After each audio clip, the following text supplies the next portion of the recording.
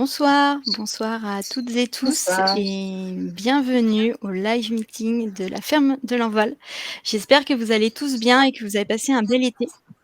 On démarre toujours par un petit test son et vidéo, pour vérifier que vous nous entendez bien et que vous nous voyez bien. Donc n'hésitez pas à nous le dire, notamment dans le chat en bas à droite.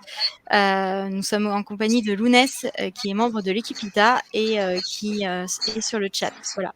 N'hésitez pas également à nous dire comment vous avez connu la ferme de l'Envol et d'où vous venez. C'est toujours, un plaisir pour nous, de savoir comment, vous nous avez connus. Pour me présenter, enchantée, je suis Marine Nicolo et je suis conseillère en investissement et chargée de levée de fonds chez Lita, qui est une plateforme, sur laquelle la ferme de l'Envol réalise sa levée de fonds et dont la collecte est en cours, depuis le 17 août. Pour ceux qui ne nous connaissent pas encore, Lita Poico, c'est une plateforme d'investissement, participatif qui permet à des particuliers et des professionnels d'investir en dette ou en capital, dans des startups, des PME, des coopératives, comme c'est le cas ici, ou des associations. Toutes ces entreprises ont été sélectionnées sur des critères de performance économique et financière, mais aussi sur des critères d'impact environnemental et sociétal.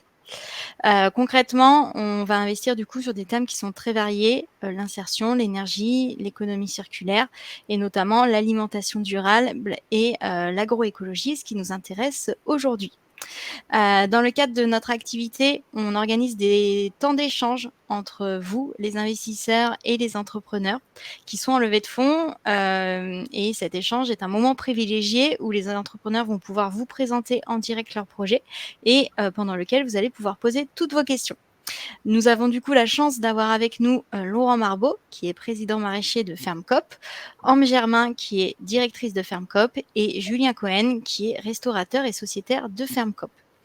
Pour le format de ce live meeting, dans un premier temps, je vais laisser Laurent, Ambre et Julien vous présenter le projet de la ferme de l'Envol.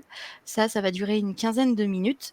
Puis dans un second temps, on aura une partie de questions-réponses. Pour vous présenter rapidement l'outil, donc vous avez 2 onglets, l'onglet chat, qui permet du coup, d'échanger ensemble et l'onglet juste à côté qui est à gauche qui s'appelle l'onglet questions. C'est l'onglet sur lequel vous allez pouvoir du coup poser, toutes vos questions. Donc n'hésitez pas à les poser, durant la présentation et on y répondra dans un second temps. Je pourrais également vous faire monter sur scène, donc voilà, je vous inviterai à venir avec nous, poser votre question de vive voix. Vous pourrez refuser, ou accepter. Voilà, à votre choix. Je laisse du coup maintenant la parole, à Laurent, Ambre et Julien pour vous présenter le projet. Donc, Laurent Marbeau, je me présente rapidement. Moi, j'étais maraîcher depuis une vingtaine d'années avant de commencer ce projet. Et en gros, la motivation de base de ce projet-là, c'est vraiment de répondre à des enjeux écologiques et sociaux, tout en s'adaptant un peu à la situation économique actuelle et au monde tel qu'il est fait. Sur l'enjeu écologique, dans un premier temps, c'est vraiment, dans un premier temps, le réchauffement climatique qui nous touche gravement en ce moment. Et on pense que ce projet-là peut justement participer à sa hauteur à lui, en tout cas à résoudre un peu une partie de ces problématiques. Bien sûr, la pollution chimique, on va dire, de l'air, de l'eau et de la terre qui nous touche tous en ce moment et qui est quand même fortement liée à l'agriculture, même si ce n'est pas la seule responsable. Les ressources en eau, c'est aussi un problème qu'on a eu gravement cette année et qu'on a sûrement à prévoir dans les années qui viennent. Et aussi un problème de biodiversité qui est un peu la dépendance de tout ça, mais qui en gros fait qu'on a de moins en moins de plantes différentes, de moins en moins d'insectes, de moins en moins d'arbres. Et voilà, notre motivation dans ce projet au niveau de biodiversité, c'est vraiment ça, d'avoir le plus possible de vie sur un espace qui sera la ferme et qui pourra aussi bénéficier à l'extérieur, aux forêts avoisinantes, aux espaces naturels avoisinants, on va dire. Donc c'est vraiment pour nous un peu globalement tout l'enjeu, on va dire, écologique de ce projet-là, qui est vraiment un enjeu actuel qui touche à peu près tout le monde et dont tout le monde est très conscient aujourd'hui. À côté de ça, il y a aussi un enjeu social pour nous. Donc, il y a des grands enjeux sociaux, on en reprendra qu'à une petite part, mais en tout cas, pour nous, la disparition du métier d'agriculteur en recréant des emplois et en améliorant le statut du métier de paysan, on va dire, nous permet un peu justement de répondre à cet enjeu-là. Le statut de paysan aujourd'hui, c'est justement une grosse question. Le métier de paysan ne donne pas trop envie aujourd'hui. La dynamique actuelle est plutôt d'arrêter ce métier-là, de ne pas continuer, de ne pas perdurer dans cette activité. Et donc, c'est pour nous l'enjeu, justement, si on veut répondre à ces enjeux-là, d'avoir besoin de paysans et de savoir comment motiver des personnes à faire ce métier-là aujourd'hui. Pour nous, il y avait aussi la création d'emplois qui faisait partie de ça, qui est un enjeu social plus large et voilà, on a potentiellement besoin d'énormément de gens pour pouvoir nourrir l'humanité en général et notre société en particulier. L'autonomie alimentaire du territoire, on a été bien touché l'année dernière encore avec la crise en Ukraine. Ça, on a bien vu, en tant que simple consommateur, on a bien vu l'impact que ça pouvait avoir, une crise écologique, une guerre économique, tout ça à travers le monde. Donc là, on espère aussi pouvoir justement relocaliser en ayant un impact sur nous, bien sûr, en gardant l'économie de l'agriculture, on va dire, à l'intérieur de notre territoire, mais aussi en arrêtant un peu de compter sur les autres et sur les autres pays plus pauvres en général pour nous nourrir, et surtout sur la main-d'œuvre qui vient de pays beaucoup plus pauvres pour nous nourrir. Donc voilà, redynamiser ce métier-là et donner un statut à des paysans qui soient originaires de notre pays ou qui viennent de l'étranger, mais en tout cas, dans tous les cas, qui soient socialement, on va dire, ayant un statut acceptable et une rémunération correspondant à leurs efforts. L'accessibilité à une nourriture saine aussi, se dire aujourd'hui qu'on a de gros enjeux à remplir, mais que les enjeux passent aussi par plein d'impacts et aussi l'impact de santé. Donc pouvoir se dire qu'on peut, en respectant l'écologie, en respectant le bien-être humain, le côté social, pouvoir nourrir les gens de façon saine et leur permettre un peu dans le futur d'avoir moins de problèmes de santé et que ça se passe de mieux en mieux. Et ensuite, au niveau social, pour nous, c'était important dans ce projet-là que tous les acteurs de ce projet, que ce soit les producteurs, bien sûr, mais aussi les mangeurs, les intermédiaires, les collectivités, les élus autour, tout ça, puissent tous participer à la gouvernance de ce projet-là.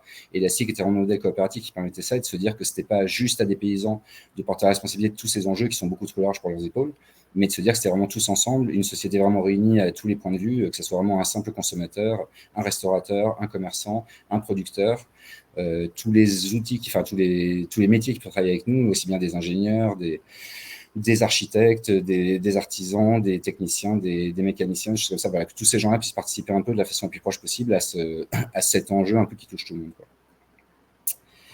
Et comme je disais tout à l'heure, le côté économique pour nous, voilà, c'est être en correspondance par rapport à ce métier-là. On peut dire que les enjeux précédents, on peut les résoudre d'une façon utopique qui sera complètement décorrélée de la situation actuelle. Et là, on essaie justement, grâce à tous ces acteurs-là, grâce à cette situation coopérative et tout ça, de pouvoir en même temps aller vers des idéaux, on va dire, tout en préservant, tout en étant en correspondance avec la réalité actuelle du monde. Et l'économie en est forcément une grande partie, quoi. À titre personnel, en tout cas, j'ai donc été vraiment à la base de ce projet-là avec deux autres collègues, Anaïs et Eric, qui ne sont pas là aujourd'hui. Et pour moi, en tout cas, ce qui m'a animé, c'était vraiment le côté. Moi, ça faisait 20 ans que j'étais paysan. J'étais très content de mon statut à l'époque. J'avais trouvé, grâce au système des AMAP en particulier, qui nous a beaucoup inspiré pour ce projet-là. Donc, si vous ne connaissez pas tous, on pourra répondre à des questions là-dessus. Mais en tout cas, un moyen d'avoir un projet vraiment qui soit en même temps ambitieux et innovant, mais qui soit vraiment satisfaisant pour celui qui participe. Une aventure humaine vraiment intéressante parce qu'on a vraiment, grâce à ce projet-là, par rapport à mon métier précédent de maraîcher, j'ai touché vraiment à toutes les relations humaines qu'on peut imaginer. Que je vous disais, aussi bien un ouvrier qui vient nous faire un chantier sur la ferme, qu'un architecte qui vient de concevoir un bâtiment, qu'un juriste qui vient nous expliquer comment pouvoir manipuler tout ça, un comptable, tous les paysans, les restaurateurs, les consommateurs, c'était vraiment pour moi une aventure très, très intéressante, très motivante et qu'il est 4 ans après toujours autant et voire de plus en plus parce que ça prend de plus en plus d'ampleur et on a de plus en plus de monde avec nous. Et, voilà. Et donc, peut-être une partie des gens qui nous rejoignent aujourd'hui et donc bienvenue parmi nous. Je voulais céder la place à Julien qui nous explique un peu justement, il nous a rejoint très tôt, avant la mise en place de ce projet-là, donc quasiment dès la conception du projet. Donc lui qui a un rôle différent du mien, je voulais qu'il nous témoigne un peu de sa participation et de sa motivation à y participer. Merci Laurent, bonjour à tous. Donc moi je suis Julien, restaurateur à Paris. J'ai plusieurs restaurants à Paris, puis je suis associé dans un certain nombre de restaurants, dont Septime qui est un des partenaires de la ferme. Et puis j'ai aussi un fonds de dotation familial avec lequel on mène des actions, dont le soutien de la ferme de l'Envol. Donc en fait pas mal de casquettes différentes qui convergent vers ce projet. Projet effectivement, comme l'a dit Laurent, que j'ai pris en marche très, très, très au début de l'histoire, puisque j'avais rencontré à l'époque Maxime de Rostelan, qui n'est plus aujourd'hui à la tête de Ferme d'Avenir, mais qui était l'initiateur du projet avec l'agglomération de Cœur d'Essonne. Et en fait, avec la volonté, moi, en tant que restaurateur, d'avoir une transition encore plus marquée que ce que j'avais commencé à faire déjà à partir de 2010, d'avoir une transition et surtout de répondre à une problématique de savoir qu'est-ce que je donne à manger à mes clients, qu'est-ce que je mets dans l'assiette, quel impact a mon métier de restaurateur sur l'environnement, sur la planète, sur le social, etc., etc., tous les points qu'a développé Laurent. Et en fait, j'ai voulu, à travers ce projet, soutenir ben, pas mal de choses différentes. Évidemment, l'environnement, et donc m'assurer, parce que je pense que malheureusement, et je pense qu'il y en a pas mal autour de l'écran qui seront d'accord avec moi, que ce qu'on mange nous tue et qu'il faut être hyper attentif à ce qu'on se met dans la bouche, que ce soit liquide ou solide. Et donc, il y avait une vraie préoccupation de ma part à ce niveau-là de trouver un canal pour me fournir en légumes où je puisse être certain que les légumes soient de qualité et qui est derrière ces légumes toute la partie aussi sociale et environnementale, économique qui soit prise en considération. Donc, ça a été un peu le projet de cette ferme, c'était de me dire, on va trouver en local autour de Paris, parce qu'on a quand même des terres arables autour de Paris qui sont des terres d'excellentissime qualité, qui sont dans les terres les meilleures de France, puisque à l'époque, il faut quand même savoir que l'Île-de-France était un vivier incroyable pour nourrir Paris et la France. Et donc, je me suis dit, voilà, il faut qu'on trouve un projet local. Ça avait aussi du sens sur, entre guillemets, le kilomètre zéro, même si on est plutôt en kilomètre 27, mais ça reste quand même assez proche. Donc voilà, la production de légumes très proche des points de consommation, m'assurer que les clients aient une nourriture dans l'assiette qui soit une nourriture saine. Et puis ensuite, participer, effectivement, comme le disait Laurent, au renouveau de l'agriculture. On a clairement une énorme problématique dans notre pays du remplacement de la population agricole qui, si on ne fait rien, va disparaître. Et comment un pays comme la France peut survivre sans avoir une population agricole, autrement que si ce n'est pas nous qui le faisons, ce sera des gros industriels qui prendront la place, et donc on n'aura plus d'autre choix que de manger des légumes bourrés de pesticides, etc. Bon, ça, je ne vais pas vous raconter, tout le monde le sait. Donc voilà, ça c'était la première partie. Ensuite, il y avait sur cette partie du renouveau agricole, il y avait aussi la préoccupation. Donc pour pouvoir arriver, à ce renouveau, c'était comment est-ce qu'on fait pour que les agriculteurs aient envie, des jeunes aient envie de prendre la place, de reprendre les fourches, les pelles, les tracteurs si quand il y en a, et de se remettre au travail et d'être heureux dans leur métier, parce que on voit bien que malheureusement, il y a quand même un sacré bashing autour de l'agriculture depuis quelques années, et que c'est souvent la cible de la pollution des terres et de l'air et de tout, et qu'en fait, on a bien besoin que les personnes qui sont au cœur de cette agriculture soient heureux et puissent de nouveau être fiers de ce qu'ils font. Et donc, ça, c'était voilà, une autre manière de le faire, donc de le faire en local, avec des personnes qui sont motivées par le projet, un projet qui est, bon, Laurent l'a pas complètement précisé, mais un projet qui est hyper ambitieux, parce qu'on a une espèce d'écosystème qui est très très large, puisqu'on a une ferme qui est donc une ferme qui n'est pas seulement une ferme en maraîchage, qui est une ferme où il y a en polyculture élevage, un peu la ferme des grands-mères et des grands-pères, c'est-à-dire c'est la ferme où on trouve aussi bien des bêtes que du blé, que des légumes, que de la transformation, que voilà, donc la vraie ferme à l'ancienne où il n'y a pas de la grosse monoculture. Donc ça, c'était aussi hyper important. Et puis enfin, troisième point hyper important qui m'a motivé en tant que chef d'entreprise, c'était de pouvoir amener mon expertise sur la partie économique. C'est quand même extrêmement important quand on fait des projets comme celui qu'on fait, qui est une vraie préoccupation du modèle économique.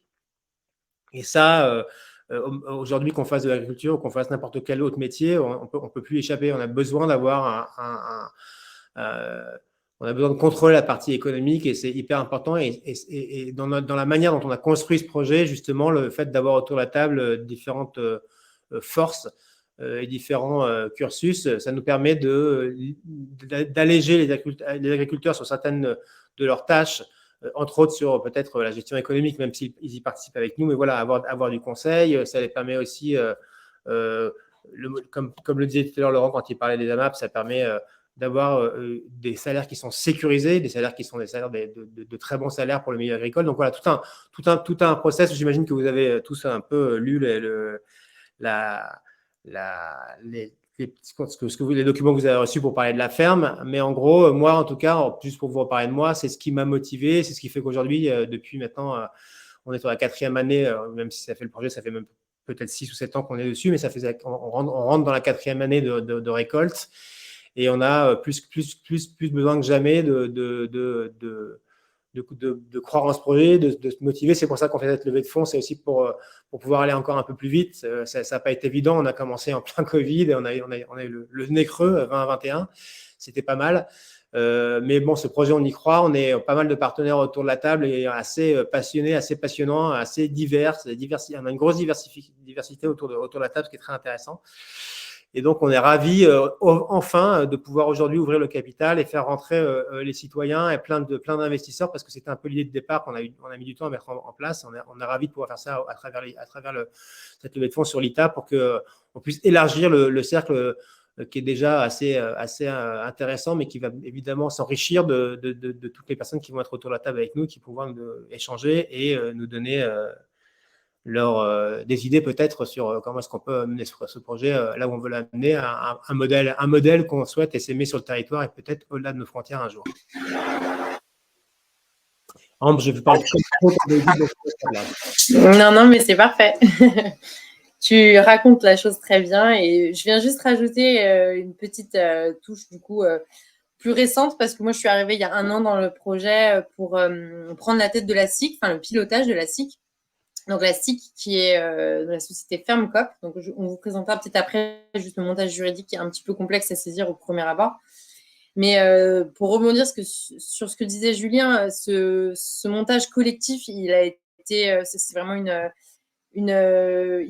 une part majeure de l'identité du projet, qui fait que sans, il n'aurait pas existé, qui fait que aussi ce collectif a décidé de commencer par se concentrer sur un atelier de maraîchage, mais on a des objectifs à 5 ans pour se développer encore très vite, d'où la levée de fonds aussi dont on parlait et qui est notre sujet aujourd'hui. Et en gros, l'objectif, c'est d'avoir à 5 ans une ferme qui soit diversifiée, qui génère du coup plus d'1 million de chiffre d'affaires, qui permet de créer plus de 13 emplois et dont au moins 10 en salariés associés de la coopérative, avec les salaires dont on parlait garantis, la protection sociale garantie également, et un collectif qui soit complet, qui se complète en termes humains, en termes de talent, parce qu'on aura des éleveurs, un paysan meunier boulanger, des personnes qui transforment, des personnes plus axées sur l'arboriculture, des maraîchers comme on a déjà aujourd'hui, des personnes qui seront plus sur la partie poule pondeuse. Donc, une ferme qui aura un visage très diversifié. Et cette complémentarité d'activité, on pourra peut-être en reparler ultérieurement, mais il y a une pertinence qui est tout d'abord agronomique. Et ça, Laurent pourra nous l'expliquer peut-être un peu plus, pourquoi est-ce que l'animal est utile dans le cercle de production agricole, et pourquoi est-ce que nous, du coup, on veut l'implémenter, surtout qu'il n'y a plus beaucoup d'élevage maintenant en Île-de-France. Et la complémentarité, elle est aussi économique, puisque intégrer de l'élevage, par exemple, qui aujourd'hui est beaucoup moins rentable qu'une activité de maraîchage, mais qui apporte beaucoup plus de valeur agronomique, mais une valeur qui est souvent pas monétisée. L'apporter dans un collectif lui permet de donner vie et d'installer une sorte de solidarité économique entre les différents ateliers, qui vont faire que pour autant tous les agriculteurs pourront être rémunérés au même niveau, même s'ils n'apportent pas la même valeur purement économique, mais on considère qu'ils apportent toute la même valeur si on mélange l'agronomie, l'économie, l'extra-financier au financier. Donc, moi, c'est ce qui m'a convaincue dans ce projet, que je suivais depuis quelques temps de loin, à travers Ferme d'Avenir, à travers aussi Maxime de Rossolan que je suivais. Et donc, quand s'est avérée l'opportunité de rejoindre le projet pour structurer la FermCop et donc piloter le développement du projet agricole et son essaimage, j'ai rejoint l'aventure et c'est au quotidien hyper riche de pouvoir être très concrètement dans ce projet et de le faire avancer, et tout en étant attablé avec des personnes qui ont des compétences et des horizons qui sont hyper complémentaires, avec des restaurateurs, des investisseurs, des distributeurs, des entreprises de l'ESS. Voilà, on a des partenaires qui sont hyper précieux et qui permettent de piloter le projet de façon aussi inédite, parce que c'est finalement assez innovant et inédit d'avoir une ferme qui est pilotée par un directoire avec tant de sociétaires, et le fait d'accueillir les citoyens dans ce directoire, entre guillemets, si on peut l'appeler comme ça, un projet qui nous tenait à cœur pour avoir vraiment une entreprise de territoire qui accueille et des citoyens et des entreprises et des collectivités, et qui permet de décider ensemble de de la répartition de la valeur, de où vont les produits, etc. C'est une innovation qui est à essaimer. Donc, je ne sais pas si vous voulez passer aux questions dès maintenant ou si on fait un petit point sur le montage juridique, qui va peut-être être une question dans tous les cas. Oui, je pense que vous pouvez prendre 2-3 minutes pour expliquer le montage, puis après, ça pourra peut-être emmener à d'autres questions, justement. Ça marche, très bien. Je vous décris un peu ça. Donc, comme je vous disais, donc moi, je pilote la société FermCop, qui est donc une société coopérative de développement, une société coopérative d'intérêt collectif, je le lisais bêtement. Donc, une SIC qui a la particularité, en fait, de pouvoir accueillir dans son sociétariat et des entités publiques et des entités privées et des particuliers. Donc, c'est pour ça qu'elle a été créée. Et elle rassemble donc tous les acteurs dont on vous parlait, qui permettent de donner vie au projet, qui ont apporté des fonds propres pour donner vie au projet aussi, et qui participent donc à la gouvernance au quotidien ou hebdomadairement ou mensuellement selon les instances. Et la particularité, c'est que FermCop donc porte l'intégralité des investissements lourds d'infrastructures pour donner vie à la ferme, et que ce ne sont pas les agriculteurs en tant que personnes et porteurs de projets qui portent ces investissements. Donc, l'idée, c'est de pouvoir alléger les investissements et l'installation des agriculteurs qui sont représentés dans la SIC, mais principalement dans la SCOP, qui est donc l'autre structure juridique que vous voyez sur la droite. Et la SCOP, c'est donc la société de production qui est en charge du coup de toute la production maraîchère à ce jour, mais qui sera en charge de la production agricole quand elle sera diversifiée. Et donc, c'est ce qu'on appelle la ferme de l'Envol, et son sociétariat est composé des agriculteurs uniquement qui se partagent cet outil de production. Et donc, chaque agriculteur, quand il s'associe à la structure, doit faire un apport de 10 000 euros, non pas de 500 000 euros comme dans d'autres structures plus classiques. Et donc, l'idée, c'est de pouvoir faciliter l'installation des porteurs de projets en limitant déjà l'endettement et de faciliter également leur départ. C'est-à-dire que comme on est dans une SCOP, l'agriculteur, le porteur de projet peut quitter la SCOP en revendant ses parts à un agriculteur qui prend sa place. Il n'est pas personnellement lié à tout ce capital et tous ces investissements qui ont été réalisés. Ce qui fait qu'on facilite l'installation et la transmission des fermes, qui sont deux enjeux importants, comme Laurent évoquait. Et au-delà de ça, donc le statut, les agriculteurs ont le statut de salarié associé, ce qui leur octroie à la fois le statut de chef d'entreprise, où ils se partagent du coup la responsabilité de chef d'entreprise, et le statut de salarié qui leur octroie les avantages d'un salarié, la cotisation au chômage, à la retraite, le droit à la reconversion et un salaire dès la première année d'activité, une rémunération juste par rapport à leur travail.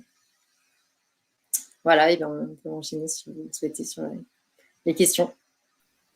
Merci beaucoup, merci à tous les trois.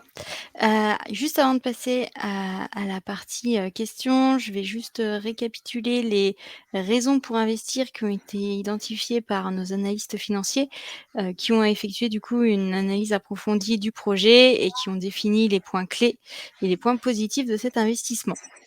Donc la première raison pour investir, c'est qu'il y a un potentiel de marché intéressant, comme vous l'avez dit, qui est notamment dû à la proximité de l'aire urbaine parisienne et au portefeuille client diversifié de FermCop. La seconde raison pour investir, c'est on a affaire à un fort écosystème public et privé, sur lequel la coopérative peut s'appuyer. La troisième raison, c'est qu'on a des moyens disponibles qui sont importants. En effet, la coopérative dispose d'un terrain sécurisé et d'une équipe qui est expérimentée. On a du coup une partie significative des équipements nécessaires qui étaient déjà obtenus. Et enfin, on a des acteurs institutionnels publics qui subventionnent la coopérative. On a notamment 400 000 euros sécurisés de la part du département et 400 000 euros supplémentaires qui sont en cours de sécurisation. Concernant les conditions d'investissement, donc on est sur un investissement en part sociale puisqu'il s'agit d'un investissement au sein d'une coopérative qui donne droit du coup à une éligibilité à la réduction d'impôt de 25% du montant investi. Donc si vous investissez 1 000 euros, vous avez 250 euros que vous pourrez déclarer et qui viendront réduire le montant de votre imposition.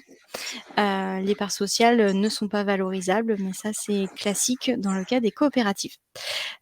Pour vous donner peut-être un petit peu les chiffres, les derniers chiffres à ce jour, donc on a collecté 92 000 euros depuis le 17 août. On a un objectif qui est fixé à 200 000 euros, donc on est pratiquement à la moitié de l'objectif. Et très important, on a dépassé le montant minimum qui était fixé à 50 000 euros. Voilà, donc je pense, que j'ai dit les informations essentielles. On va pouvoir, passer à la partie, questions-réponses. Je vois que vous avez commencé à répondre, Alors moi, je veux bien, je veux bien répondre à une question parce que j'ai essayé de le faire. Ouais, bah, parfait, bah, je la mets en gros. Comme je suis pas très Heu, doué, j'ai pas réussi. J'ai même voté. Je sais pas pourquoi j'ai voté. alors du coup, c'est une question de Loïc. Voilà. Est-ce que tous les restaurants qui travaillent avec vous sont aussi sociétaires? Oui, complètement. En fait, moi, j'ai donc encore une fois 3 restaurants en perso. Ceux-là sont totalement sociétaires. Enfin, sociétaires. Ils le sont à travers ma structure. J'ai une structure qui a pris part au capital de la SIC, de Fermcoop. Et cette société, qui est une société holding, elle détient les 3 restaurants. Donc, les 3 restaurants fournissent aujourd'hui, on est quasiment à 85-90% de légumes à la ferme. Et ensuite, tous les restaurants dans lesquels je suis associé, également, donc Septime, tout le groupe Septime, pour ceux qui connaissent, Septime, Tomato, La Cave, etc. Sauf Dunil qui est dans le Perche, qui est en local. Tout cela se fournissent également à la ferme, et également Frenchy, dans lequel on a aussi des participations, qui est aussi un des actionnaires de la ferme, se fournit à la ferme. Alors, je ne sais plus, je sais qu'on est à 95% des légumes qui proviennent de la ferme, donc quasiment la totalité. C'est plutôt quelque chose dont on est assez fier, si je reprends ma casquette de la ferme, parce qu'on a quand même un restaurant étoilé, même 2 restaurants étoilés avec Frenchy, qui se fournissent quasiment exclusivement avec les légumes de la ferme. Donc, ça, c'est quand même assez une belle victoire pour nous. En tout cas, pour répondre à Loïc, oui, effectivement, la totalité des restaurants se fournissent à la ferme. Mais ils sont sociétaires pas directement, ils sont sociétaires à travers de la société mère qui détient le restaurant. C'est technique, voilà. Et après, pour compléter ce que dit Julien, on a une production qui est grandissante. Donc, pour répondre par la même occasion à une deuxième question, désolée, j'ai pris l'initiative.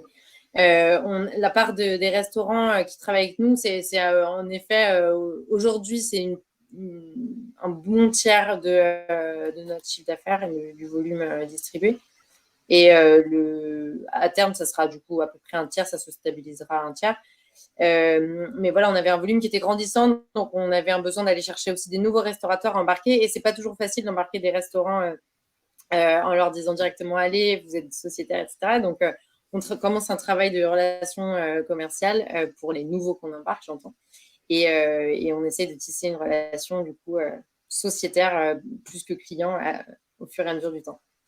Peut-être une petite précision, Ambre. On a beaucoup réfléchi à l'équilibre des sociétaires dans cette société, parce que finalement, les restaurateurs, c'était ceux qui étaient le plus facile à aller chercher et sur lesquels on avait peut-être le plus de valeur ajoutée sur la vente des légumes. Mais on a voulu une diversification des sociétaires avec les AMAP, avec des canaux de distribution, avec de la vente en direct, avec des cantines en local. Donc, on bloque un peu, on s'empêche de prendre trop de restaurateurs pour qu'on puisse avoir une belle diversité de sociétaires.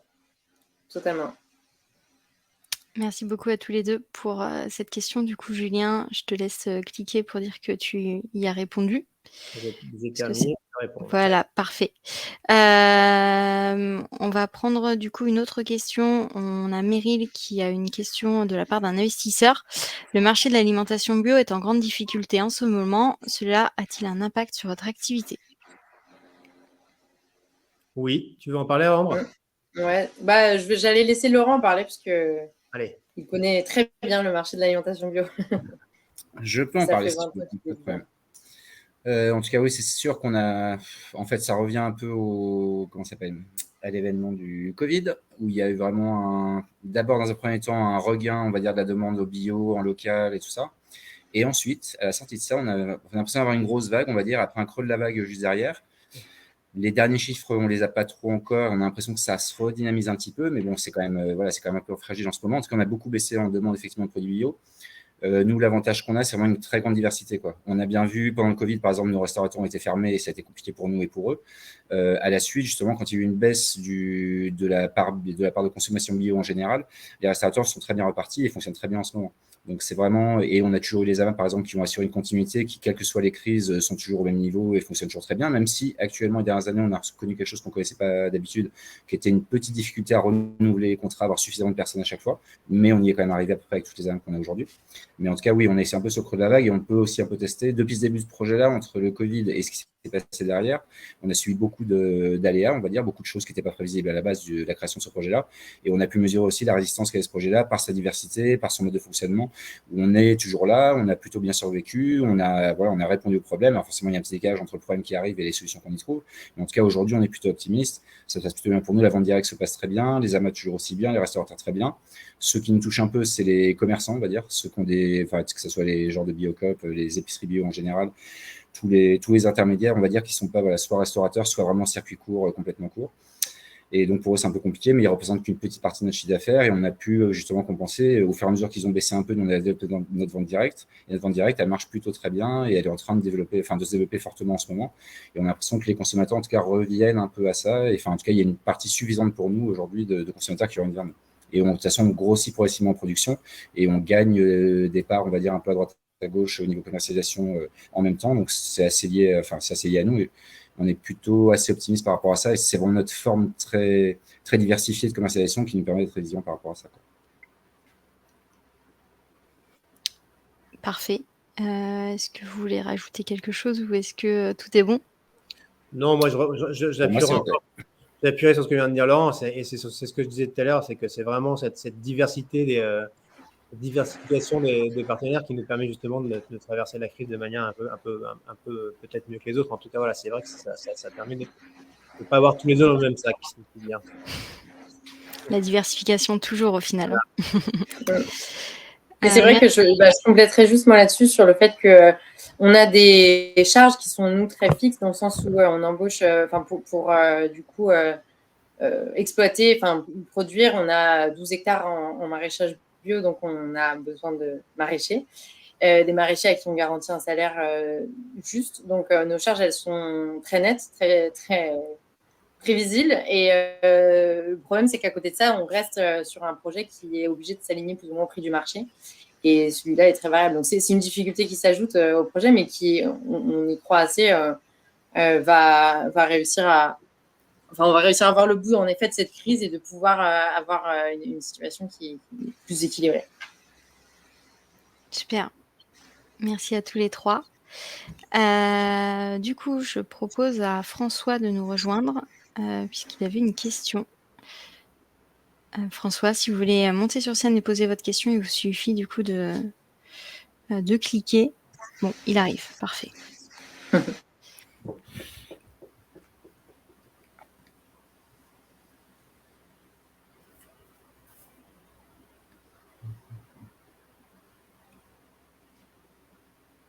La montée sur scène est toujours un peu longue. Plusieurs marches. C'est l'Olympia. C'est ça, exactement. Grande salle. Mais normalement, il va arriver. Je regarde, il y a beaucoup de questions.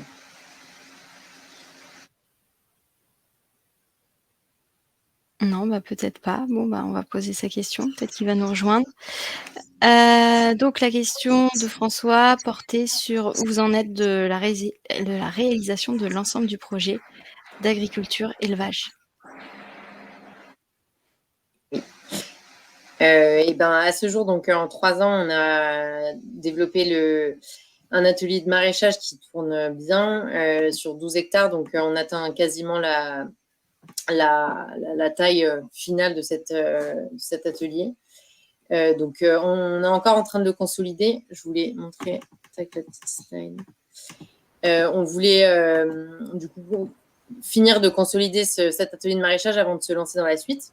Donc, on n'est pas loin de toucher le bout et de réussir à avoir un atelier qui a sa taille quasi finale et qui a trouvé ses débouchés avec un certain équilibre entre les différents débouchés, entre le territoire et les partenaires. Et donc, le projet d'élevage, de polyculture élevage, alors pour commencer par le sujet de l'atelier de céréales avec transformation, c'est l'objet de la future levée de fonds qu'on prévoit pour l'année prochaine, a priori, une levée de fonds qui serait assez importante, vu que c'est d'ailleurs une autre question, combien d'investissements sont nécessaires pour développer le modèle multi-activité. Pour la prochaine levée de fonds, on prévoit de lever plus de 2,8 millions pour pouvoir installer l'atelier de céréales avec l'atelier de transformation, pouvoir construire un corps de ferme qui soit pérenne, etc., et des infrastructures et du matériel pérenne. Donc ça, ce serait pour une levée de fonds pour l'année prochaine, et donc une installation pour l'année prochaine. Et l'élevage fait un peu l'objet d'un calendrier à part, parce que tout dépend aussi du porteur de projet qu'on rencontre. Pour installer l'atelier, il faut trouver un éleveur qui souhaite s'installer en Île-de-France, et il n'y en a pas beaucoup de nos jours. Et donc, le calendrier s'adaptera au projet, les financements aussi, du coup, s'adapteront au projet. Donc ça, on peut espérer en 2024 ou 2025 y voir plus clair sur quand est-ce qu'on pourra avoir des animaux et de la viande ou du lait ou du fromage. Je voulais juste rajouter que je vous en ai pas parlé dans la présentation, mais pour nous, à l'intérieur de ce projet-là, justement, le maraîchage, c'était le métier qu'on connaissait le mieux, nous, les créateurs de ce projet-là. C'était aussi, on voyait bien dans le budget prévisionnel, c'était l'activité la plus rentable, qui correspondait aussi bien au niveau de la demande des citoyens en général, qui était quand même la base, c'était un besoin de légumes frais, de légumes de qualité, des choses comme ça. On sait que l'avenir, on mangera moins de viande, donc on va plutôt partir sur des produits laitiers, avec un élevage de petite taille, mais un élevage en fait qui vient surtout pour nous amener le côté agronomique, on va dire, le côté résilient agronomiquement de la ferme. On assure un peu l'autonomie en matière organique, ce qui est un peu le problème de la problématique de l'agriculture biologique aujourd'hui. Quand on est maraîcher aujourd'hui, on consomme beaucoup de matière organique, on n'en produit pas. Et donc, c'est à ce moment-là où pour nous, c'est important de ramener l'élevage, sachant que l'élevage, là, dans notre projet, la difficulté économique de mettre en place l'élevage, mais on remarque au niveau national, on va dire, au niveau même international, l'élevage n'est pas une situation très rentable aujourd'hui. Si on parle que d'un point de vue économique, c'est pas rentable du tout. Les éleveurs sont quand même en grande difficulté aujourd'hui. Il y en a qui s'en sortent bien, mais c'est vraiment une minorité. En tout cas, c'est en crise dans tous les secteurs et c'est en industrialisation constante vers des gros systèmes, des grosses entreprises, enfin, des gros élevages industriels qui plaisent de moins en moins aux personnes d'un point de vue écologique, mais aussi d'un point de vue nutritionnel, on va dire. Et donc, pour nous, voilà, c'était le côté vraiment très important de notre ferme, c'est l'économie d'un côté qui sera assurée par le maraîchage, qui nous permettra d'être suffisamment performant, on va dire, pour se permettre d'avoir un éleveur qui soit aussi, lui, payé correctement pour son travail, qui puisse fournir une petite production de fromage, de viande dans tous les cas, parce qu'à partir du moment où on a des animaux d'élevage, que ce soit des moutons, des cochons ou des vaches, on aura une production de viande également. Mais pour nous, c'était vraiment justement la part la plus importante, mais la plus difficile à mettre en œuvre, parce que économiquement, quand on va avoir les banquiers, les investisseurs, tout ça, c'est pas l'activité la plus rentable. En tout cas, ça reste pour nous vraiment un objectif certain. Et comme on en parlait juste avant, toutes les crises qu'on a pu rencontrer depuis le début nous ont fait dire que commencer l'élevage trop rapidement aurait été mettre en péril un peu le projet d'un point de vue vraiment économique. Donc, on a eu une première tentative d'élevage qui a avorté parce que pour notre projet ne correspondait pas exactement à ce qu'on voulait faire et pour lui et pour nous, on va dire. Mais en tout cas, là, maintenant, on est encore en train de rechercher des porteurs de projet et voilà, on prend notre temps pour bien faire les choses. Et aussi parce que les animaux, c'est pas des légumes. Si on sème des radis et que ça se passe mal, on peut les détruire, on va dire. C'est pas très grave, ça retourne à la nature et c'est pas un souci. Après, on prend des animaux, il y a un engagement assez fort humain, on va dire, vis-à-vis des animaux. On peut, voilà, une fois qu'on les a, en tout cas, il faut les gérer. Ils sont vivants et il faut les amener voilà, toute leur vie. Donc, c'est quelque chose qu'on peut faire à la légère, autant que le maraîchage, par exemple, où on peut voilà, remettre tout en cause assez rapidement. Et pour le paysan boulanger, on n'a pas parlé, mais pour lui, c'était la complémentarité vraiment au niveau agronomique, de faire le maraîchage qui consomme beaucoup de matière organique, on va dire, les céréales qui peuvent être faites aujourd'hui en agriculture biologique en demandant très peu d'intrants, en étant assez économique, on va dire, sur ce qu'on demande à la terre et assez même adapté au maraîchage, dans le sens où ça complète des espèces très différentes, on va dire, qui ont des cycles de culture très différents, qui permettent justement d'éviter une propagation des mauvaises herbes, d'éviter des problèmes justement d'alimentation, on va dire, des différentes cultures. Et d'un point de vue économique, c'est quelque chose qui est assez équilibré. À partir du moment où on produit du blé, où on le transforme en farine, où on le transforme en pain et où on le vend plutôt en direct, on arrive à un système économique qui est assez équilibré, qui fonctionne assez bien pour un paysan aujourd'hui. Et pour compléter le paysage en termes de culture, on a, comme déjà évoqué, un projet d'arboriculture et agroforesterie qu'on n'a pas attendu parce que ça prend plusieurs années avant que des arbres puissent s'installer et produire. Donc, ça fait 2 ans qu'on plante des centaines et des centaines d'arbres dans l'idée de diversifier la production déjà et pour toutes les vertus agronomiques que représentent les arbres et la nécessité de les réimplémenter dans les systèmes agricoles. Donc, voilà, ça, c'est un atelier, entre guillemets, qui est déjà en cours. Merci beaucoup pour vos réponses très complémentaires. On enchaîne sur une question de Bastien, un peu plus financière. Peut-on se retirer du projet? À quel délai et quelle garantie de retrouver nos économies? Gagne-t-on une sorte de dividende au bout d'un certain temps? Merci.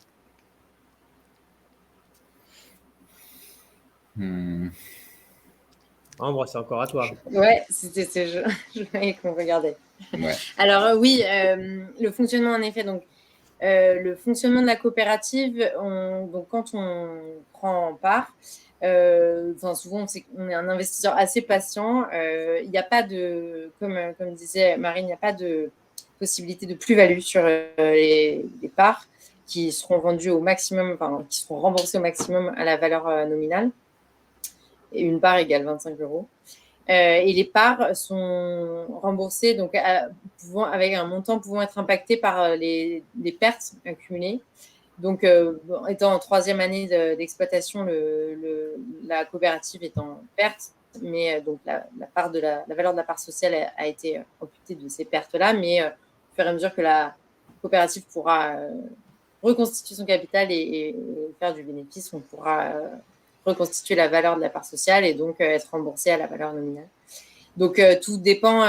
Vous pouvez vous retirer quand vous le souhaitez, au minimum 5 ans, il me semble, pour pouvoir bénéficier de la défiscalisation. C'est ça, 5 ans pour la réduction d'impôt. Voilà. Et puis après, en fait, la façon de se retirer et d'être remboursé dépend est inscrite au statut. C'est-à-dire que vous avez, après la coopérative, à 5 ans pour vous rembourser les parts sociales que vous avez sur lesquelles vous avez demandé remboursement. Et alors, l'option pour rémunérer les sociétaires, en effet, les dividendes sont la seule option, vu qu'il n'y a pas de plus-value possible sur les parts sociales. Donc, en effet, si la coopérative réalise un bénéfice comptable qui lui permet de distribuer le dividende, le sociétaire peut être rémunéré. Voilà. Laurent, Julien, si vous avez des choses à compléter entre sociétaires. En tout cas, nous, le principe de la coopérative, c'est aussi qu'on ne compte pas faire de bénéfices. Quand je dis bénéfices, c'est bénéfices qu'on pourrait retirer de ça. Et c'est surtout, on doit dégager une marge, on doit dégager des bénéfices pour rembourser des emprunts, des choses comme ça. Mais surtout, pour nous, les vrais bénéfices qu'on fera sont plutôt dédiés à développer le projet, à le multiplier, éventuellement aider des projets un peu pareils qui pourraient être mis en place. Mais en tout cas, le principe même de la coopérative n'est pas de retirer des dividendes, de retirer des bénéfices, autres que ceux qu'on pourrait se partager pour différentes raisons, mais qui serait d'abord bénéficiaire à l'investissement et au développement de l'entreprise que à la rétribution, on va dire, des investisseurs. Très clair. Merci à tous les deux. On enchaîne avec une autre question de Nicolas. Quelle est la répartition du chiffre d'affaires entre les AMAP, les restaurateurs et les particuliers?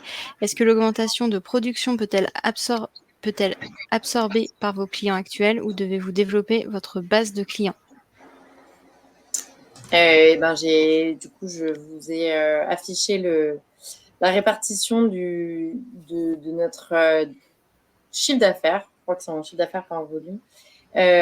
Prévu pour 2023, a priori, ce sera a priori le rythme qui se stabiliserait à terme entre un bon tiers distribué en AMAP, puisqu'historiquement, du coup, on a commencé avec 3 AMAP et on a quelques nouveaux AMAPiens qui arrivent chaque année, mais a priori, on n'ouvrira pas énormément de nouvelles parts.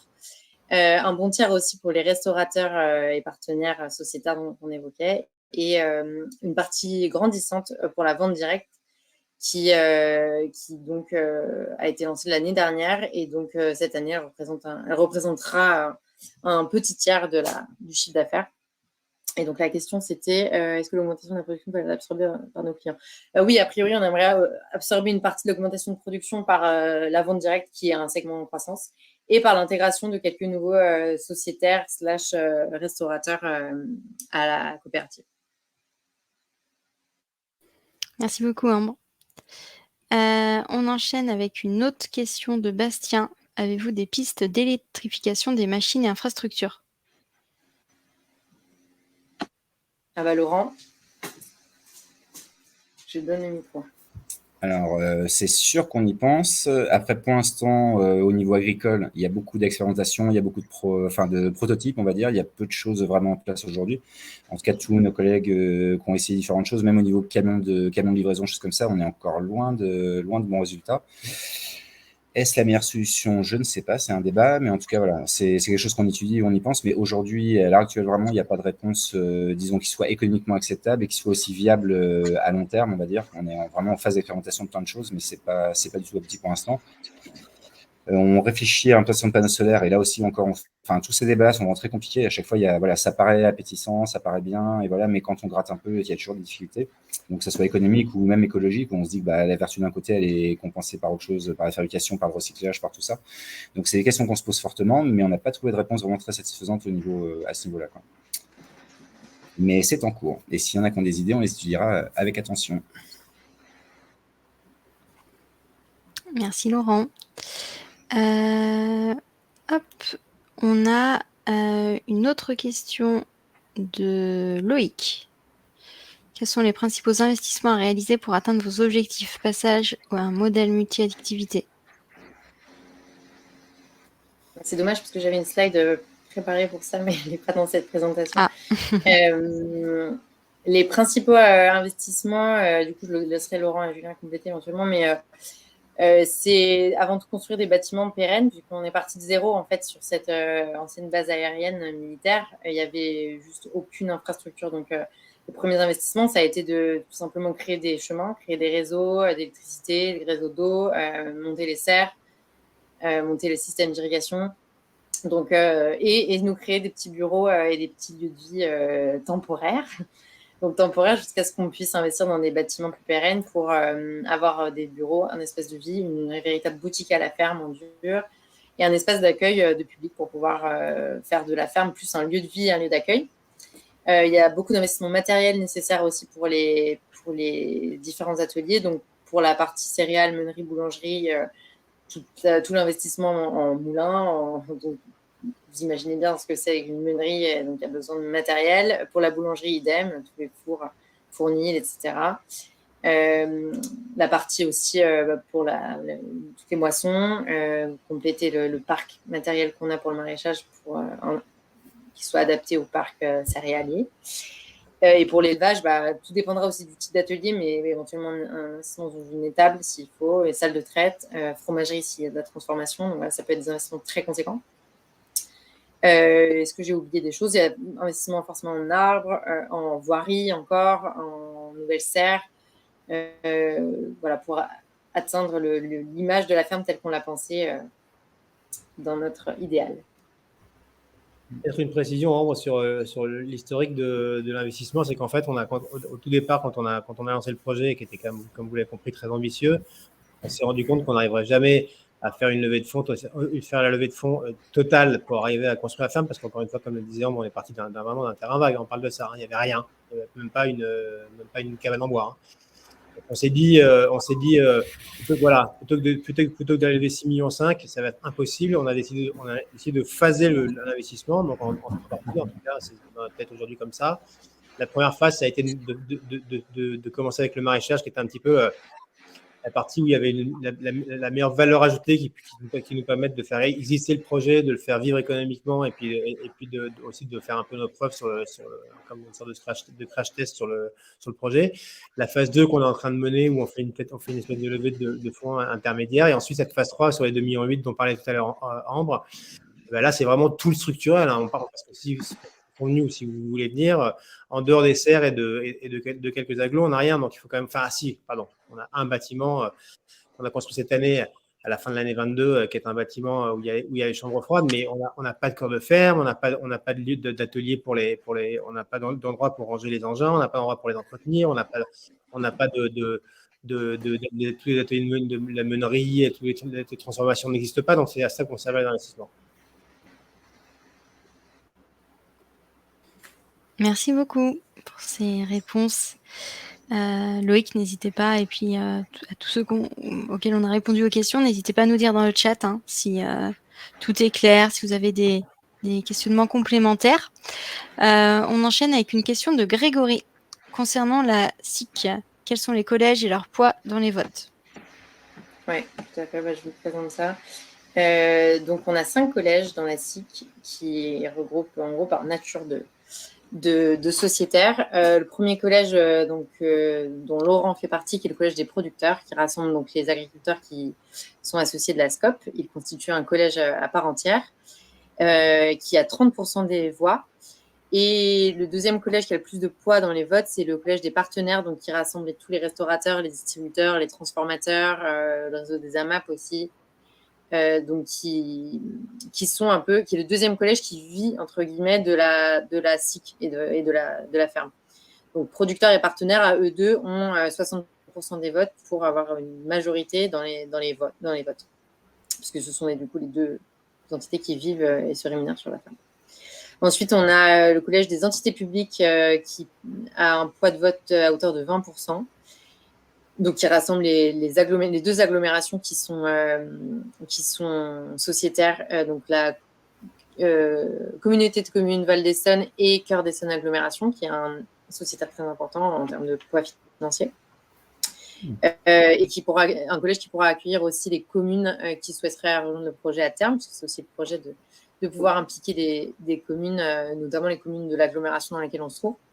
Et enfin, deux autres collèges qui pèsent respectivement 10%, c'est le collège des citoyens. Donc, vous ferez partie en tant qu'investisseur à l'État, si vous l'êtes. Et puis, le collège des investisseurs. Donc, ça peut être des fonds de dotation, des investisseurs privés. Et en fait, la différence avec le collège des citoyens, c'est que c'est un palier d'investissement au-dessus de 30 000 euros. Donc, voilà, si vous investissez plus de 30 000 euros, vous appartenez au collège des investisseurs. Si Laurent, tu veux rajouter quelque chose sur la répartition des poids de vote?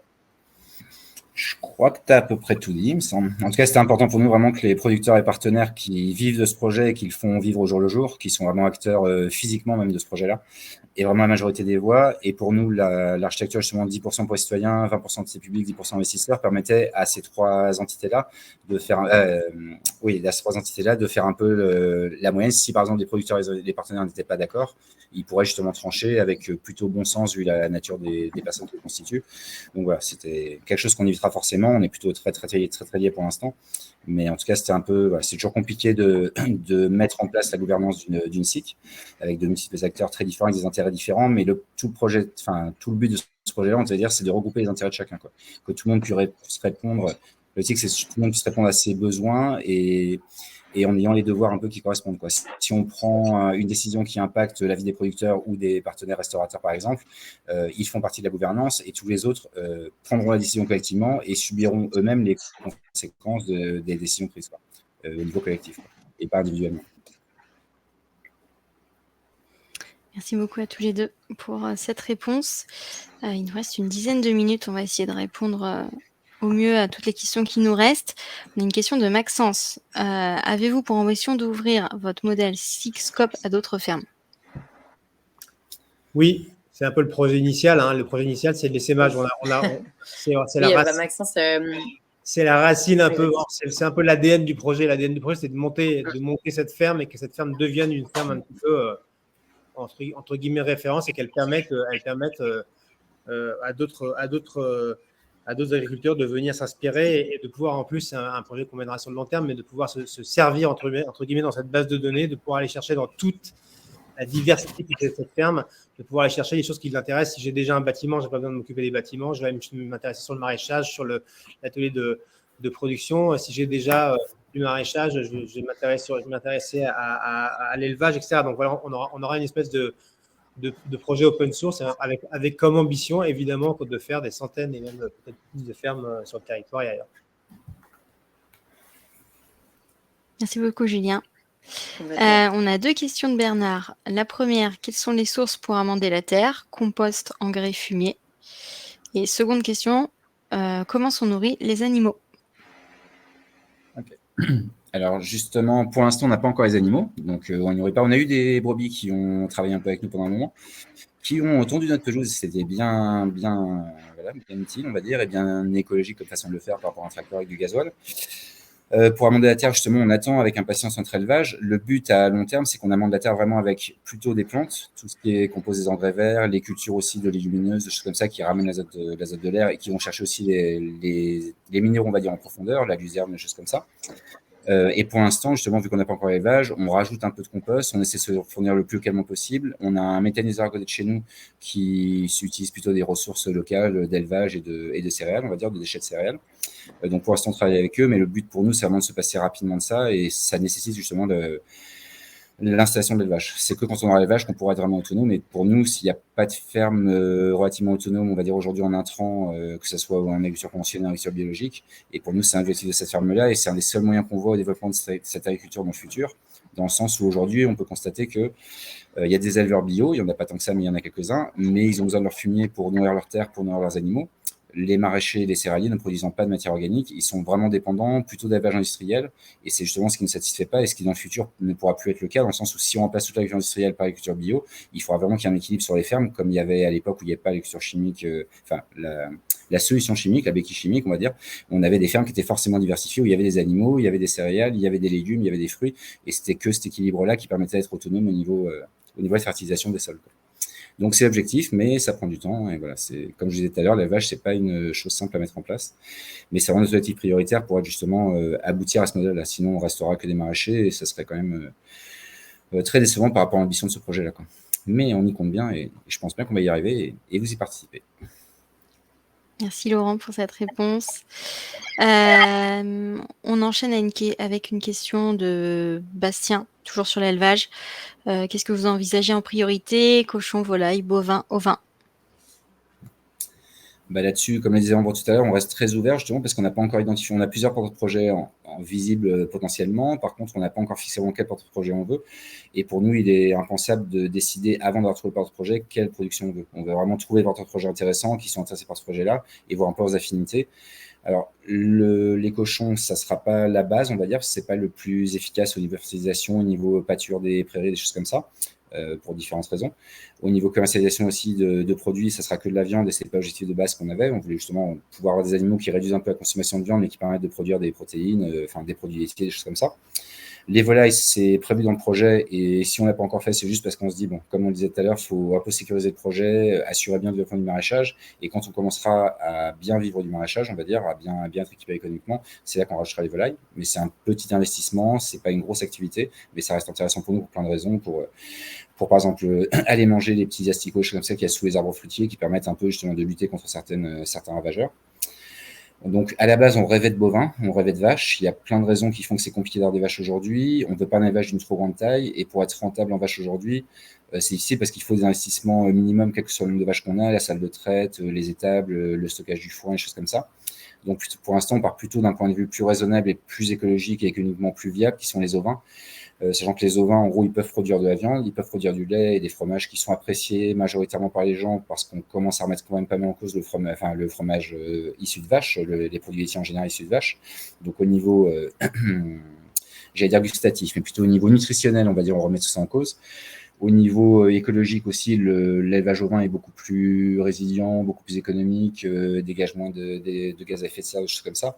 Donc pour nous, c'est pas ce dont on rêve à la base, mais les ovins paraissent le plus raisonnable aujourd'hui à tous les critères, que ce soit économique, agronomique, écologique. Voilà. Donc on se dessine vers là, mais vraiment c'est le porte-projet qu'on va trouver qui va vraiment nous orienter là-dessus. Et le rêve qu'on a, comme pour le reste des productions, c'est vraiment la diversité. Si vous pouvez avoir une ferme qui a en même temps des cochons, des volailles, des bovins et des ovins, ça serait un rêve qu'on aurait. Est-ce qu'on arrive à le rendre rentable, cette activité-là? C'est tout à fait possible que la diversité, justement, ça soit plutôt un bénéfice, mais c'est pas simple non plus. Et de trouver des porte-projets qui puissent avoir ces différentes capacités-là sur ces différents métiers-là, qui sont assez différents, on va dire, s'occuper de cochons ou de vaches. Voilà, c'est un peu tout l'avenir qui nous le dira et les rencontres qu'on fera qui nous le diront. Merci Laurent. Il nous reste 2 minutes pour 2 questions. Parfait. Une question de Grégory. Concernant la levée de fonds, si j'ai bien compris, elle correspond à l'achat de parts, même si ce n'est pas l'objectif. Est-ce qu'il est possible de revendre ces parts? Si oui, à qui et dans quelles conditions? Oui. Tu veux que je réponde, Ambre? Vas-y, ouais. En 30 secondes. En tout cas, en théorie, on peut revendre ses parts, mais on les revend toujours en s'adressant à la coopérative. Donc, les revendre, entre guillemets, c'est pas les revendre soi directement, mais c'est les remettre à disposition en disant qu'on veut récupérer ses parts.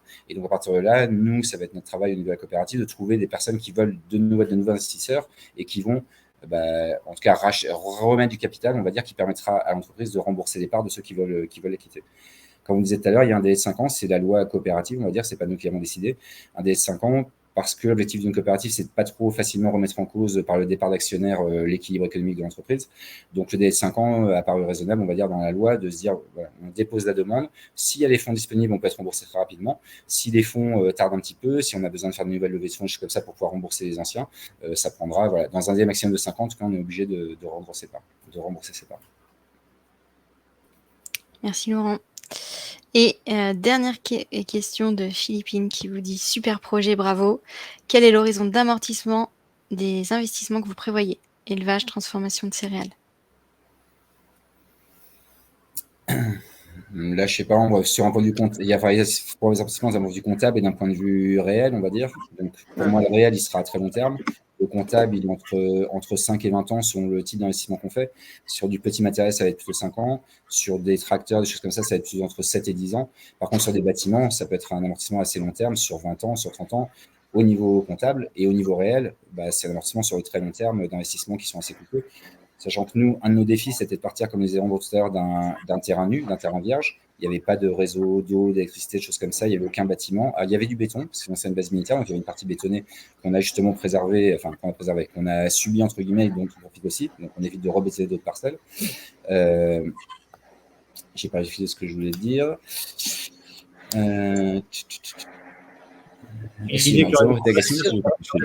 Long terme. Excuse-moi, Ambre, tu peux me dire, j'ai pas entendu Julien. Tu disais que oui, redis Julien. Que les amortissements. En fait, je l'entends pas, Julien. Il vaut mieux que tu me le dises toi. Ah merde. Tu disais que tu as fait des amortissements sur, enfin, qu'on Oui, voilà. on a réalisé des investissements sur le très long terme. C'est ça. Donc voilà. Pour moi, il n'y a pas de règle, on va dire, mais en tout cas, tout ce qui est lourd, tout ce qui est bâtiment, ça, c'est sur du très long terme. Ouais. Et du coup, sur un assez long terme, avec tous les gros investissements et la diversification prévue, sachant que voilà, depuis le démarrage, tous ces investissements ont été réalisés sans subvention publique, notamment du fait que le statut de coopérative jusque-là n'octroyait pas de subvention à l'investissement classique comme dans les GAEC agricoles ou autres structures agricoles classiques. Donc, c'est une loi qui est en train de changer et qui fera que les investissements assez lourds, qui pesaient assez lourd sur notre compte de résultat, pourront être plus légers à l'avenir. Et donc, du coup, de rapprocher l'horizon d'équilibrage de notre résultat net. Donc là, on a un objectif tout d'abord d'équilibrer le résultat d'exploitation pour être sûr que notre activité permet de générer assez pour couvrir tous nos frais. Et puis, le résultat net comptable, du coup, a un horizon d'équilibrage plus long terme. Et donc, pour compléter ça, pardon, j'ai aussi perdu le fil de ce que je voulais dire. Mais... Et alors moi, j'ai retrouvé Ambre grâce à toi. En fait, c'est que pour nous, justement, ça a été une grosse contrainte au début, une proposition de Cœur d'Essonne de nous louer ce terrain-là, on va dire, avec Ben Physiotique, j'ai vu qu'il y avait la réponse par écrit. Pour nous, c'était un gros défi au début, de se dire on part de rien et on doit tout construire, et donc avec quels moyens on va réussir à le faire. Et en même temps, on l'a transformé un petit peu en force, d'abord parce que ça a motivé plein de gens à nous rejoindre, à investir dans le projet, et surtout à se dire que si on avait à prouver que ce projet-là, économiquement, il était viable en partant de rien, ça faciliterait beaucoup le fait de se dire que si quelqu'un voulait reprendre une ferme existante et faire ce genre d'activité-là, ça serait beaucoup plus facile pour lui, et donc ça conforte un peu notre modèle. Même si je vous dis, c'est vers un métier plein, parce que c'était aussi très compliqué de partir de rien, mais voilà, pour nous aujourd'hui, si on arrive à se sortir, on pourra vraiment que ce modèle, il est possible partant de rien, et encore plus facile si on part d'une ferme déjà existante. D'accord. Merci beaucoup à tous les trois pour vos réponses, pour cette présentation. Il est l'heure. J'espère que du coup, vous avez passé un beau moment et qu'on a pu répondre à toutes vos interrogations. Sachez que si ce n'est pas le cas, vous pouvez toujours poser vos questions sur la page de la levée de fonds de la ferme de l'Envol. Donc, il y a un onglet questions qui est dédié et comme ça, voilà, Ambre, Laurent ou Julien pourront y répondre par écrit. Vous avez également accès à tous les documents de la levée de fonds dans l'onglet opérations. Donc voilà, n'hésitez pas à vous y référer et on reste à votre disposition, que ce soit du coup Laurent, Julien ou Ambre ou l'équipe de l'ITA. N'hésitez pas à prendre rendez-vous sur l'ITA, sur le site. Si vous avez des questions sur la ferme de l'Envol, on pourra vous accompagner pour y répondre et voilà, pour investir. Merci à tous les trois et je vous souhaite du coup à tous une bonne soirée. Merci beaucoup. Merci pour votre écoute. À bientôt. Au revoir. Au revoir.